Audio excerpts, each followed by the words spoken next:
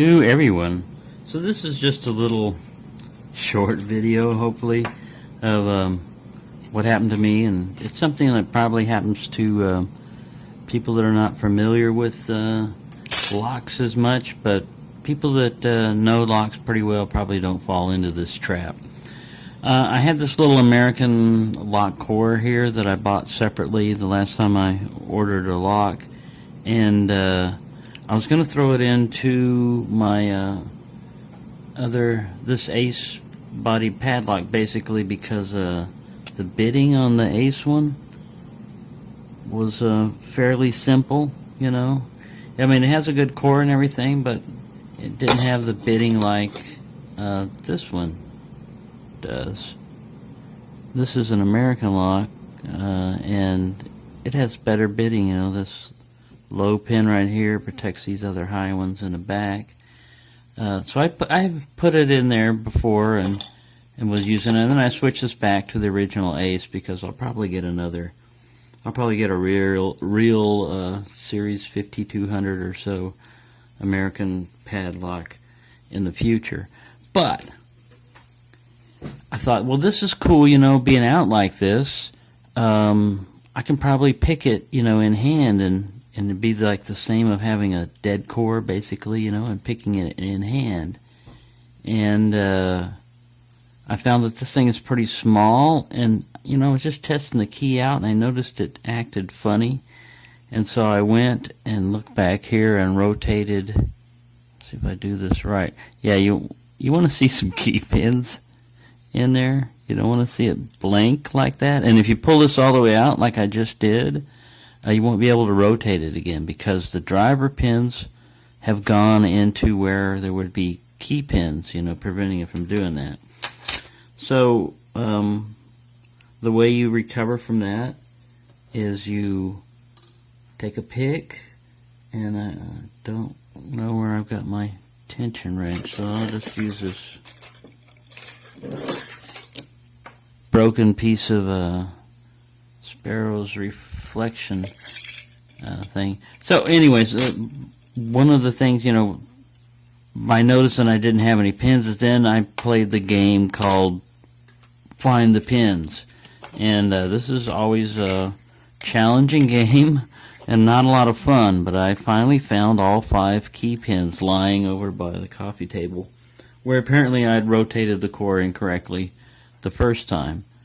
So this, you just take your original key, you kind of like use it in a follower, and you push it in as far as it'll go, and then you proceed to either, you can go through the top, but it's kind of like reverse picking. You're just basically, you can go through the back here also with the hook, and you're just pushing those driver pins back down so the key, you know, will return. And this feature right here with these holes is good in that if you don't, you know, like if you're rekeying a lock and everything, and you don't, you know, want to mess with the drivers are okay. You just basically want to rekey the lock. You just rotate it to this position, dump out the old pins, throw in the other key that you cut differently in there. Damn, I pulled that thing out again. Like I said, if you're used to this, it's kind of like probably like second nature. You see how that one went in? I just pushed one. It's kind of like reverse picking, you know. It's kind of fun. You'd probably figure this out on your own, but I just wanted to do this little video to show people how to recover from common mistakes that dummies like me make. And then it's a matter of, you know, don't touch that damn thing. Leave it there. I've got a kick holder in this hook set over here. My table's pretty disorganized right now because I'm up to a lot of stuff. I'm up to doing a lot of things. Now this is actually designed so that the holder goes the other way. So that's not going to work, but it'll kind of work. I'm doing like this, so it'll be an improvised thing. Sorry, that was all off camera. Yeah, they're really not designed for this, but. And then you take your, I don't know where I dropped my tweezers. Well, there they are, right in front of me. You take your pins and watch out for these things, you know. I got all these popsicle sticks for making, for putting on handles, but they also make good little traps to keep these suckers from running away. Little barricades here because they look small, but like the one key pin I dropped off another lock. I had to tear apart a Chinese lock just to get the key pin, and it wasn't exactly right. I had to grind it down because I lost another pin right here at this table. Whoa, did you see that guy? Ooh, there went another one. I told you they're fast. I see one of them. He ran off over here. Get back in the corral, and another one is hiding way up underneath there. They like to run away. They're fast little creatures. But what we do is it's not bad that this guy's tilted this way. You basically are just playing, you can look at the key, I'm not going to pull it out again, but you can look at the key down through the slot and see, which one's your deepest cut, and that's going to take your longest pin. And you want pointy side down. See, these are serrated. Let me get this guy up here where we can see better. Nice serrations, on these key pins, but pointy side, see how it's beveled? Pointy side down, flat side up. Alright? And you just drop it in there.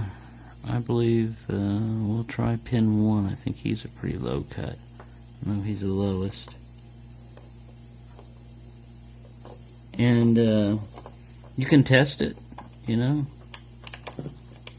if it'll rotate, you don't want to rotate too far, then you probably got it right, as long as that's not, it's not sitting too high. So that was the deepest one. And then like I said, you just sit there and go through and drop them all in until they're flush. And if you work it in a logical progression. I can't see very well down there. Need new glasses, and it's pretty far down. But if you get it wrong, you can just tip it out, and keep the ones that are good in there. And let's go with this guy. He's probably going to be too short. Now, see, a too short one would still rotate. Let's get this guy up here where we can see him. A too short one would still rotate, but the head would be focused there. Monkey, focus, monkey. I don't know if it's going to focus properly. I have to touch it. There we go. Touch the screen. That one's proper. So I just guessed on those two, and got them right. If you feel a snag like that, it can be that you're pulling and pushing on the key itself. Basically, in its all the way inserted position, you should be able to rotate it left and right and not feel a whole lot. I'm feeling a little snag, but that might be because, these other pins are not in there. And then you just walk through and do that, method of picking up the pins and placing them in there. And you recover from that. And then once you recover from that, don't make this mistake that I do. If you're going to carry it around, leave it like that. Usually people don't carry them around. They have them in a lock body, which helps. It doesn't matter when a lock is in there. When you've got a key in there and you've got the driver set right. Because a lot of times they have a physical limiter on them like this one does. It won't let you turn that, with the key in there. But that's how you get out of that. And there's my little corral. And I don't want to. I'm already gone 9 minutes with this. I told you it was supposed to be just a simple little video. But that's how you recover from that. And if these were steel pins, I could drag a little magnet around and find them. But they're brass, so they're not magnetic. There you go. Hope everyone's having a good time. I'm staying up late at night, doing this silly stuff here, like dropping pins. And I'm probably too tired to gut and or pick and gut Leon's challenge lock right now. I'll probably do that tomorrow or so. But just want to put that one up there and try to let everyone know that if you are doing like I am, sitting around, Make sure your work surface is, got something to catch these little pins, and the floor is fairly clean. That always helps. And try not to be as cluttered as I am. I mean, I got crap lying all over the place. In this case, the clutter helps because it stopped the pins from running too far. But I also noticed I need to vacuum my carpet. So there you go. Sorry to have dragged this one on what should have been a simple operation. But